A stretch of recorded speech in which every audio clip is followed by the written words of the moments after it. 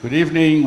The program is officially beginning, so please join us here at the front. Thank you for joining us tonight for the second installment in the Spring Term Salon series launching this year. I have to thank Associate Dean Sonia Chow for designing and launching this series as one of the initiatives meant to showcase research and discussion and discourse at the School of Architecture. Other initiatives include her new newsletter that is focused on research, also a new website. Is it already live? In a couple of weeks, look for a new website that also features our research projects and topics at the school. But here we are with the salons, this year focusing on the various programs and their respective fields. Next year, actually, we will be featuring all the research labs and getting deeper into what they do. So now I would like to introduce Sonia Chow, who's going to tell us more about the program tonight. Thank you, Dean, very much. And thank you for your support of all those three initiatives and making them possible. I'm also going to thank him because he was very gracious and accepted our invitation last minute to become a discussant for this group. And we're thrilled that he made the time to join us for that. So you've heard about the three initiatives. That newsletter that you've heard about, it's meant to help students and faculty easily find resources so that you can enter competitions, you can look for grant opportunities or scholarships or workshops. So please refer to it. This evening's salon is being held, or curated, I should say, by my colleague, esteemed colleague and longtime friend, Armando Montero. He and I have known each other for the better of, I think, 30, 40 years? Long time. Or longer. And so he is, of course, the director of the Masters of Construction Management program, and he is an assistant professor of professional practice here at the University of Miami. He's also an alum from our University of Miami. And he is a practicing architect as well as an educator with over 40 years of experience.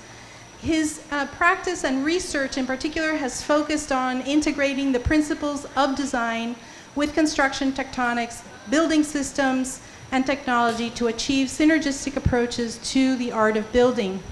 The Masters of the Masters of Construction Management, you'll be able to find more information about it at the table that's off to the side. It's a very exciting program, one that has great career opportunities for all of you. And then there's also a very interesting executive Masters of Construction Management that Mr. Montero, Professor Montero, also is the director of, where he works very closely with collaborators in the industry to identify and develop top talent for executive leadership roles. So if you're interested in any of those programs, please find some additional information over at the table at the side.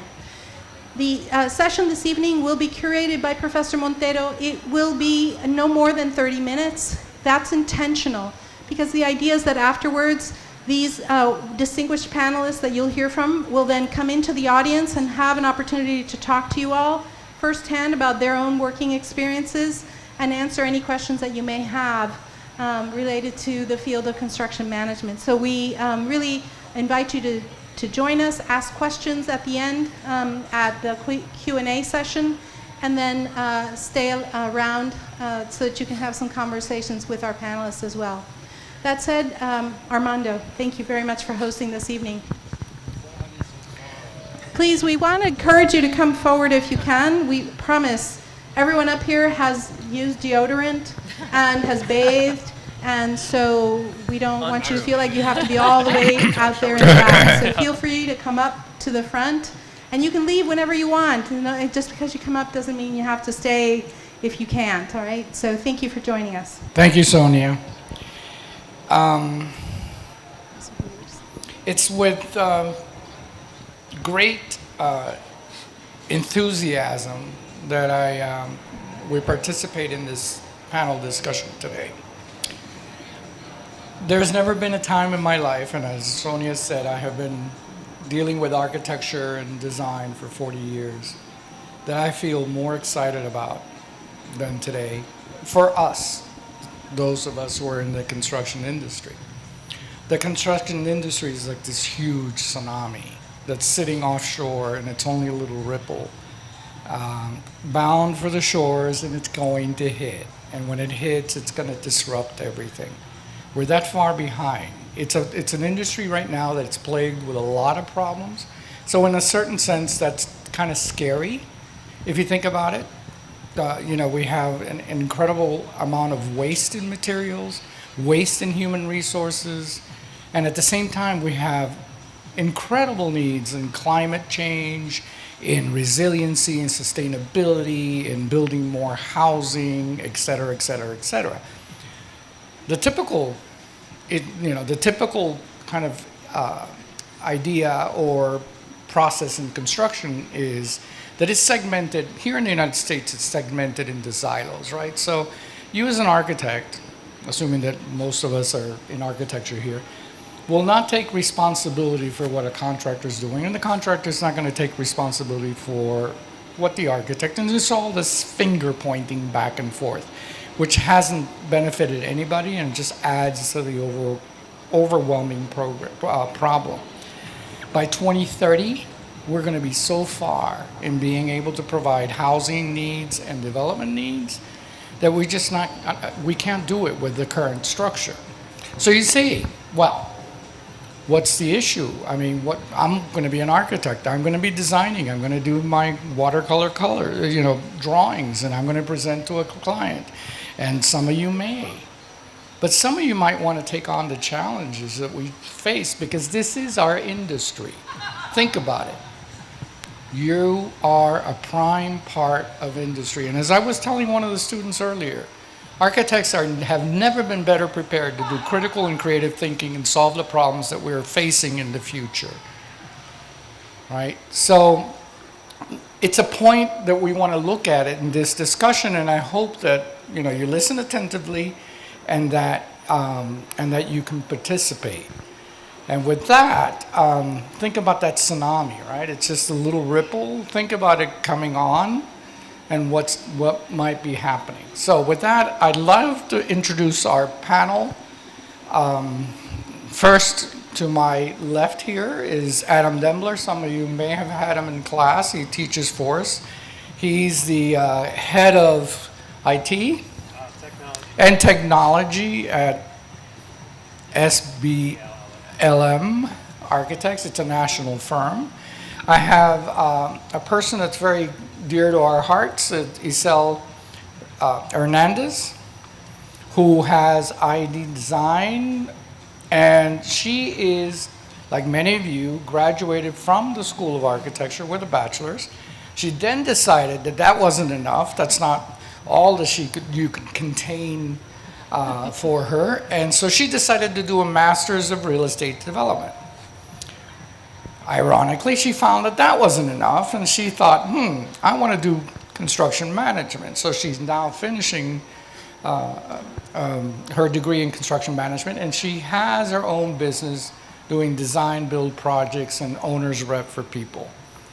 Amazing opportunity, and if any of you who are interested in that kind of thing, that kind of being the architect that controls all forces, that's the one you want to talk to.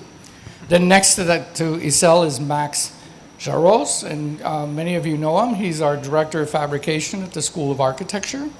Brilliant person, quite talented, and a great alignment with this program. Next to Max, we have Jane Decker. She is currently the director of the building department at the city of Doral. Am I right? Okay, good. A very important role. She's also an architecture graduate. So everyone here, in fact, on the panel, comes from an architecture background. After Jane, we have Joel Lamere. Joel Lamere is our new director of graduate studies. He's just getting a taste for it now. As you know, if any of you know Joel, Joel's fantastic in terms of his love for technology and how it can transform our industry. And next to Joel is Stefan Chin. Stefan Chin is another one of those odd people that studied architecture and then decided to become a lawyer, right? So he could tell you all things about how architecture really, how the whole process of architecture really feeds into the thinking that you need in law. And of course, I don't need to introduce the dean. He's at the end, and he will be kind of helping us out with moderating and posing the questions that we all need to do. So, with that, give me a second. I think if you saw in the posters, the big question was, well, what's the role of you all in architecture in the future, right? But there's a little bit more to that. We've noticed lately, and some of you who may be familiar with one of the studios where we're looking at a new building product that's been created by a construction company, essentially, and it's affecting design. We're looking at the idea that, how does this construction technology and methods drive design these days, right? And is it architects that are coming up with the construction technology and methods, or is it the construction industry? I think that's an important thing to consider, because in my opinion, I think that architects should be driving also the technology. You guys are all about technology. You're born with technology, and you also have the creativity. So with that, I want to turn to the panel and ask the critical question, and within your own practices, how do you think that innovation in construction technology and methods now drive design, research, and ideas, number one? And number two, what is the aesthetic, economic, and social consequence of the reassertion of construction to architectural design, research, and education? Right? So, who wants to start on this one? Stefan, we'll give you the... Testing? Okay. Good evening, everyone. Stefan Chin, just to fill out a little bit of the context of where I'm coming from in terms of my perspective. As Armando said, I am an architect graduate from UM. I'm also a licensed architect, and I practiced for 5 years in Miami before going to law school. My practice in architecture focused on commercial and high-rise construction. So I was thinking about this question, and I remember preparing for an arbitration with an architect who was serving as an expert witness. And he made a comment to me, and he said, architects are generalists. And I was thinking about that, and looking 5-10 years from now, that, like everything else, is changing, and it is going to change. But the concept of an architect being a generalist, and as from what I'm seeing in my profession now as a lawyer representing design builders and contractors and so on, there are kind of 3 legs to the stool. It is the design component that ties to the constructability component, and that is all driven, at a rapid pace, similar to the tech world, by technological advancements in construction. And I think for students looking ahead to the future, it's going to be important to kind of be able to grasp all 3 legs of that stool and function in those 3 elements. And I'm by far not the most technologically savvy guy. The rest of the panel, I'm sure, will be able to get deeper into some of those issues. Yeah. Can we just go left? Yeah, let's just go. Our left to right, there, right to No. left? Okay. Okay. So, picking up a little bit on what you mentioned about this kind of generalist versus specialist question, I think that to me is pretty fundamental, right? Oh, I meant to say one thing first, which is that I am absolutely as brilliant as Max, and that's insane that I didn't get that qualifier in my description. But this question of the generalist versus specialist is, I think, pretty key to me too, right? So, as the director of the graduate programs in architecture, I am pretty committed to the idea that we should be preparing students for sort of multiple possible avenues out of architecture, right? That the idea of architects as only a kind of like filling a particular professional niche is kind of long dead, right? And so we have students who can come out of here and do, animation, who can do, interaction design as well as, you know, animation, and some will end up being, you know, conventional architects. And I think for me, that it's pretty key both from a kind of pedagogical perspective that we understand that architecture can be many, many things now. But I also think that when it comes, I think that has something to do with technology, right? So if you know anything about the history of the last 20 years of architecture, right? The argument about digital fabrication and digital fabrication technologies was always one of trying to bring the architect closer to the object of their making, right? Like that is the basic premise of digital fabrication and those who have argued for it over the years. And I think that we recognize now that there are forces bigger than just our tools that have some say in this, right? And that some of the tools that might actually bring us closer to those objects are more specialized and more difficult to manage than we might have thought, right? And so I think that then by definition is going to splinter what architecture is, because some people are going to become the masters of those tools and the inventors of those tools, and like Armando, I believe very much that we should be inventing those tools, not merely inheriting them, right? Like if we want to have any critical perspective on the tools and determine what they can produce, we have to be inventing them, not just inheriting them. But some people then are going to be those inventors, but that's not an easy task anymore, right? Like technology has a kind of barrier to entry, which means that you have to become proficient in scripting, and you have to become proficient in, you know, robot operation. You have to become proficient in those things, and yet there still is a role for architects who are, I mean, I would argue against the watercolor description that you use, but who are going to be doing drawings, right? And who are going to be doing sort of the more conventionally representational aspects of it. And then there are architects, and we saw one last night, who are doing pure kind of like open-ended experimentation in Virginia San Fratello. And then you have other architects who are dedicated to questions of like cultural literacy and even cultural criticism. And I think that just means that the architect as a kind of generalist it's almost a nostalgic like version of what architecture is, right? Like it's based on a kind of like just a passé mode, both economically and socially and culturally, about what architecture is. So, hi everybody, I'm Jane Decker. You talk about being a generalist, you know, you're trained to think at 40,000 feet all the way down to that granular, to the minutia. You know, Frank Lloyd Wright, I think of, you know, designing the flatware to go into the space. And then Joel, you talk about tools. I come from a completely different perspective as a building director, so I deal with the rules, right? You have the tools and then the rules. And we have such a deficit in that industry that it is so far behind. You talk about being behind, but then we're even more behind because our code cycles don't keep up with the innovations in the technology. So I'm here for a self-serving reason. It's because I'm here to recruit, you know, future code officials and legislative policymakers and stuff like that. So I'm eager to talk to them later. But we need tools and we need rules.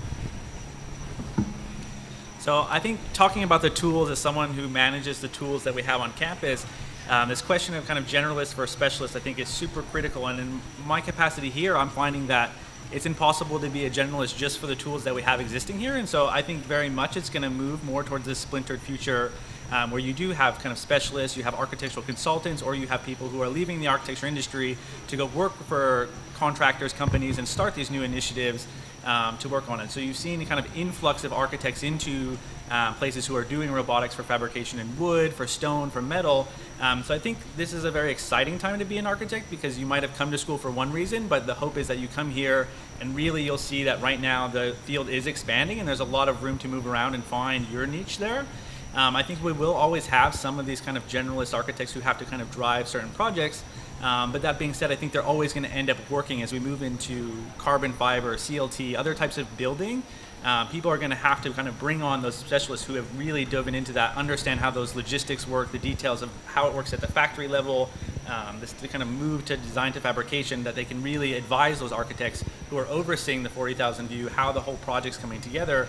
But you're really going to need those specialists who can dive in and say, whether it's kind of economic or whether it's a social or whether it's a fabrication technique, they have the specialty in multifamily housing, affordable housing, carbon fiber fabrication. That will be those people who can drive the profession forward, and most likely at a very rapid pace compared to how we've been over the past 30 or 40 years. Hi everyone, Iselle Hernandez. As Armando said, I have my own company. It's called I Design Build, and it's been open for 7 years now, with the idea that eventually I will be a licensed architect, 2 exams left, and a contractor. I have passed my exams.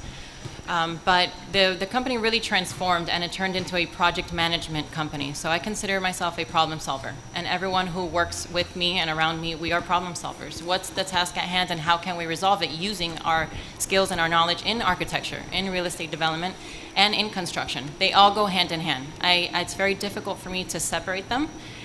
Whenever I have a client that we're talking about design, I'm thinking numbers. You know, they're talking about how they want to move a kitchen or their columns, and I'm already calculating in my head how much that costs. And there's a value to that. And then when I'm sitting down with a contractor and looking at the design, we're value engineering, because the idea is to work for the owner and get them the best prices, stay within our project schedule. That's so important, because that's one of the biggest problems in the industry. Pricing overruns, schedule delays. And so last year I had the opportunity in Adam's class to study my own business and what is it about it that works? Because I was in my own bubble. I know it's successful and it's working, but what is it about it that works? And it's really this collaboration. And now for my capstone, I'm studying the idea of the master builder, and realize it's all about mindset. It's collaboration and changing how students see the profession, and really that we're one team, one industry, and we got to work together. We got to work with the owners. We got to work with each other. We're not against one another. Of course, there's legal issues, of course, but what can we change in that language so that we're protecting one another? Everyone's interested in profit, and I promise you, you will make money if your intentions are aligned together. One goal, which is to get the job done. And personally, I came into this profession because I wanted to help people. I didn't know how. And coming back to school, I realized that I want to do affordable housing. I want the business, it's successful as it is, and I can continue operating that way, or I can do what I've always wanted to do. My passion is to help others and use my team and the skills and this collaborative idea, this whole mindset, versatility, to help the need, which is in Miami, affordable housing, or something else to that context. Good evening, everyone. Adam Dembler.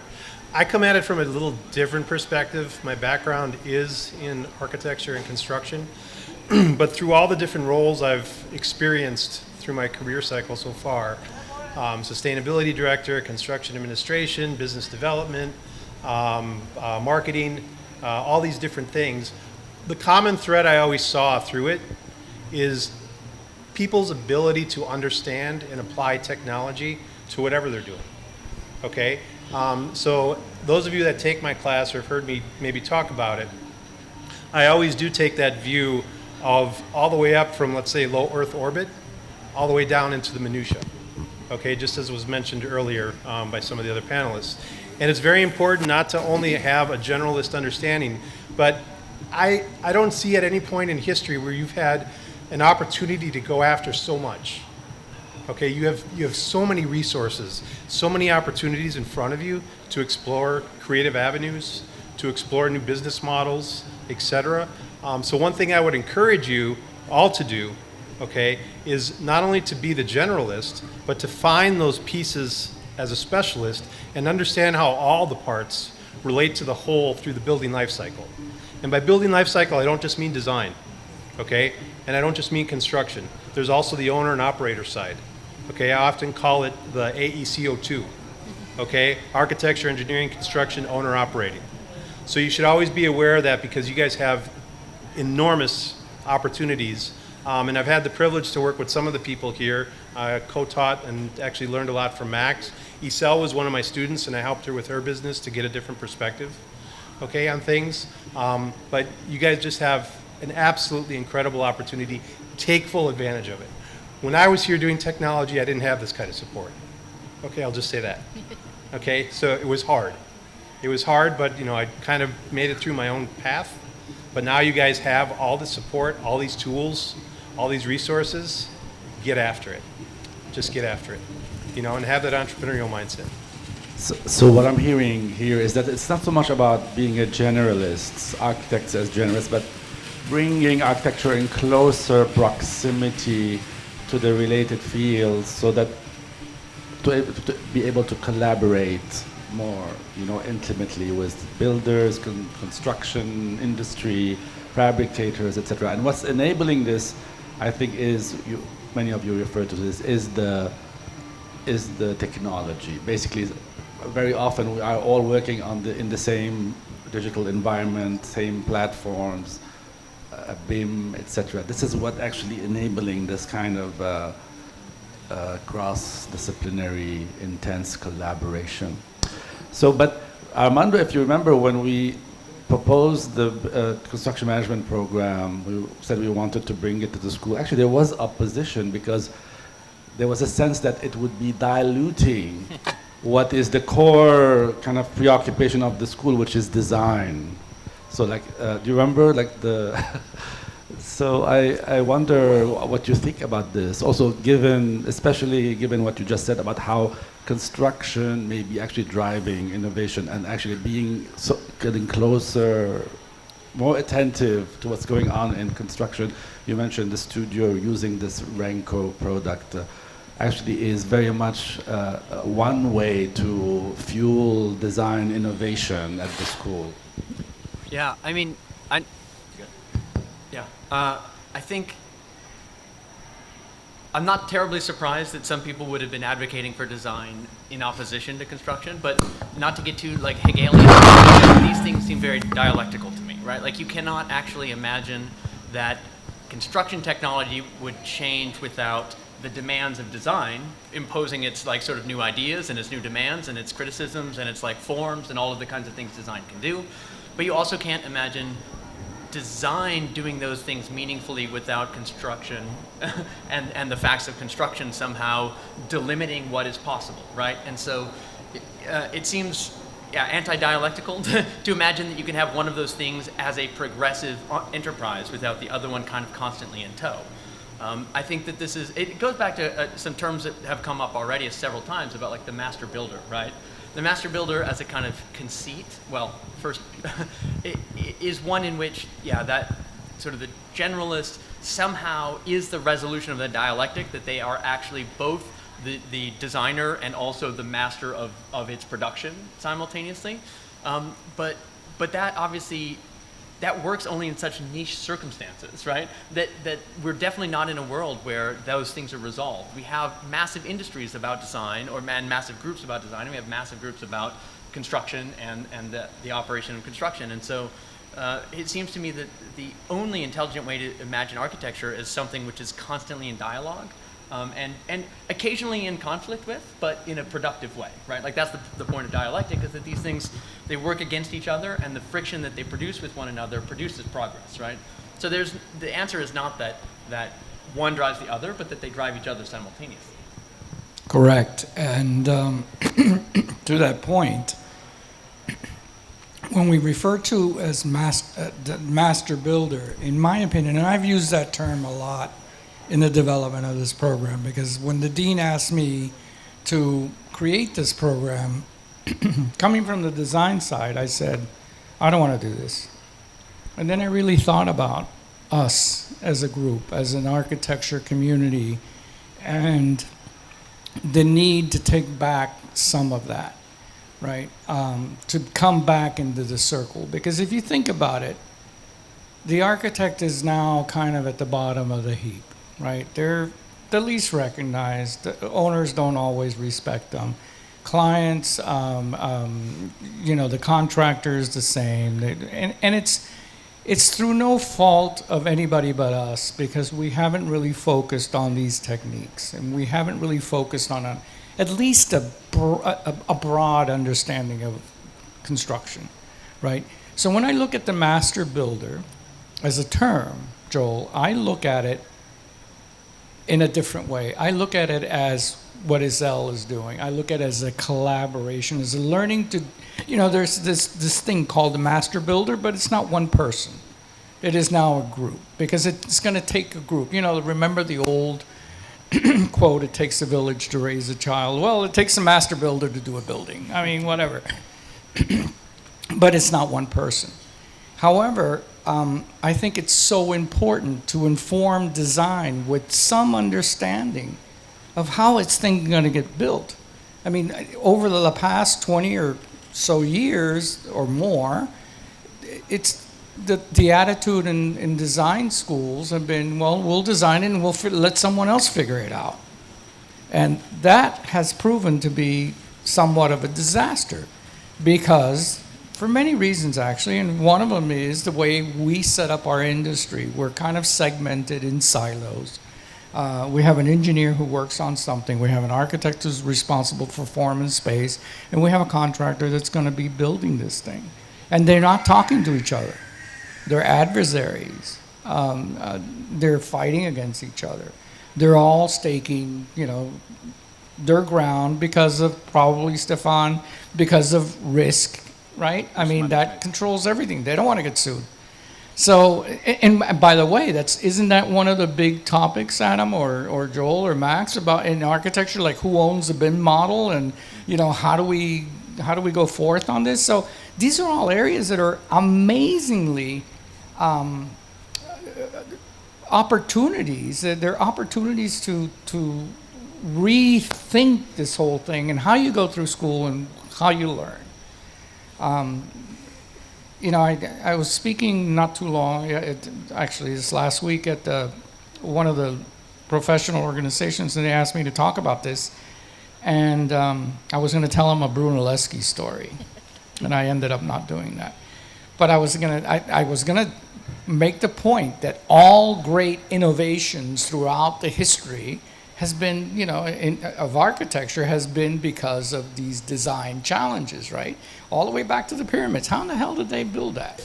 How do you put a dome over a hole that's been there for 140 years? All these things. So you guys are specifically trained to think and solve problems. If there's anything, and I don't know what you feel about your careers now, but I know when I graduated, I said, despite all the trouble, if I had to do it all again, I would do it again. I would do architecture again because it teaches you to think. And when you hear Joel talk about it, when you hear Iselle or anybody on this panel, which by the way, they're all brilliant. I want to correct that because otherwise I wouldn't have chosen them. When you hear any of them speak, they're all talking about the same thing. So, Armando, if I can jump in there, I think, hello. One of the things that always comes to my mind in these conversations is the conversation about efficiency. And I think that's one place that's really held us back and we're kind of stuck in, right? So you talk about the architect and who owns the BIM model. So I worked on a project that was very digitally fabrication focused. And essentially, as architects who were highly trained in Grasshopper, could do a lot of parametric design, we started working with a fabricator who was also skilled, but essentially, we had to have them rebuild our 3D model, which was super complex and took probably 6 to 8 months for the architect to design and build that. And we could not just hand off the digital model because they had to do shop drawings that were produced independently. And so that you produce these kind of huge inefficiencies. And I think that as an example of trying to resolve that, we're still stuck at that when we move forward into kind of these conversations about working together with it, right? So for concrete 3D printing right now, the project that we're working on, we're stuck in a position where concrete 3D printing is not more efficient than laying CMU block. And so when you try to start working with people and you talk about meeting the budget and meeting the project schedule, in a lot of cases, technology is not as efficient. But the hope is that in the future it will be. But as a profession, we have so many blockades in terms of trying to be efficient, trying to meet project schedules, that unless you're in a kind of fortunate scenario where there is a surplus in a budget or there is an opportunity for some kind of grant-funded study, it's really hard to take this technology that we have and really apply it to the building industry. So I think we're starting to see some people break through and do that and prove that it can be done. But I think until we start to solve some of these efficiencies economically from the legal side, we're kind of stuck in this place. And the fearfulness in that is that you're having people from tech come into architecture and say, well, I don't have these same limitations that you do. I'm going to jump in and just build things that can work. And so until we solve that, I think we're going to be in this kind of cycle, as Joel mentioned, kind of spinning back and forth between each other. But Max, everybody in the tech world is realizing that construction is where it's at, right? It's where all the money needs to be going to, where all this investment and resources is going because it's such a virgin field. And it is. Construction, by the way, our industry, and when I say construction, it's the industry which includes architecture, engineering, and construction. It's the least efficient industry probably in the world. It's the largest, one of the largest industries in the world. It holds anywhere about 13 to 16% of global GDP, right? That's huge. There's nothing else like that. And the needs and demands to 2030, the projections are astonishing. We will never be able to do it with what we have today. Armando, can we get Stefan to respond on the risk management question? Sure. Sort of the legal perspective. You know, one of the things you and I have spoken about, Armando, is, you know, the reluctance of the industry as a whole to accept, you know, integrated project delivery. And for those of you who don't know, the general concept of that is, instead of having people on opposite sides of the table, you know, you're going to have the owner, you have the big three, and often there's more than the big three. You may have consultants and so on, but it's the owner, the contractor, and the architect, not on different sides of the table, but from the beginning, on the same side of the table, working together collaboratively, you know, to make the project as efficient as possible, as constructible as possible, you know. And I think historically the reluctance in that has been that risk management from a legal perspective, where who owns what risk. Traditionally, I as the contractor, I'm not a design professional, I don't own the drawings, that's you, Mr. Architect. You know, you, Mr. Owner, you have the land issues, you have the payment issues. And I think... That's right. Sorry, go ahead, no. It's slow to change, and, you know, it hasn't gotten there yet. Those IPD documents have kind of been sitting on the shelf growing cobwebs. But in a hypothetical future where, you know, there's the resistance starts to fade, whether that is by, you know, whether that's just because it has to, you know, and it's not necessarily by choice. I think architects are uniquely positioned because of their critical thinking and training to step up and take the lead, because what's going to happen there, what's going to be even more critically important, is information management and communication of all that information using all the technology that is there. Yeah, and I think that you nailed it on that, like the relationship of those questions, and the fact that you ended on architects and information management and data management is why we're in danger of being supplanted, because there are other people who are doing that much better than architects are doing that, right? And so if what is required is not just the advancement of technology, but a kind of like thinking about larger systemic changes, that's why Google is going to come in and say, like, look, we do information management better than anybody. And so you guys are all completely outdated by virtue of your decision to let risk management separate out these sort of different components. They're going to just say, like, no, like we're going to just like be purely integrated on that front. And so it comes back to Iselle's sort of undertaking here, which is that there are two options, right? One of which is that we become experts in that kind of information management, which is one possibility, or the other is that we purely internalize all of the kinds of disciplines and do design build with development sort of all as a kind of single entity, right? That's only possible at a small scale. Only at a small scale, right.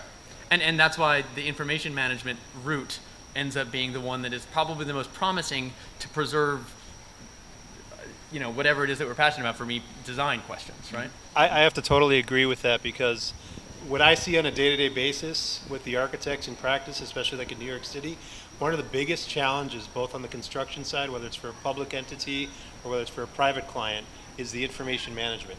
And I spend so much of my day helping the registered architects, the project managers, the architects in training, understanding the information management portion of it, that, you know, I think you hit it on the head. And the other thing, just on the legal, to say one thing, do you think it's time to rewire the contracts for digital practice? Oh, yeah. Yeah, Probably. I think so. I think so too. Digital practice, digital submittals, digital Yes. signatures. Yep. And the whole legal system kind of has to take that into account. Cool. I think That's a someone great place wants to us end, wrap right? it up. Yeah. No. Digital signatures. I just got mine. Should we just say, like, I think we can do it? Would Would that help? Because I moved in the process. It took, like, can you hear me now? 6 months. You have my cell phone number from Google, from me, from my website, from everything else. No, And that's- like the amount of paperwork to get that. No, it was very well put. I totally agree. All with right, that. That's so quite a this button on has it. I like been it.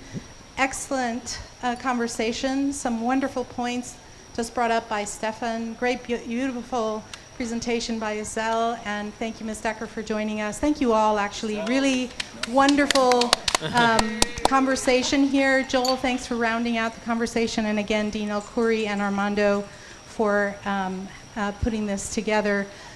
We thank all of you. You've all been wonderful. We are actually going to invite them to join you all in the audience so that you can ask them questions on your own. And we want to remind you that next week, same time, same place, the reception starts at 6. The short program from 6:30 to 7 will be on the topic of what is entailed in building resilience. And we hope that you will join us. We will be highlighting our Masters of Professional Science in Urban Sustainability and Resilience. And we hope that you'll make some time to join us then. Please stay around at least until 8 o'clock and enjoy yourselves. Thank you again for coming. And thank you again, all of you, for participating. It was a wonderful conversation. Thank you, Sonia.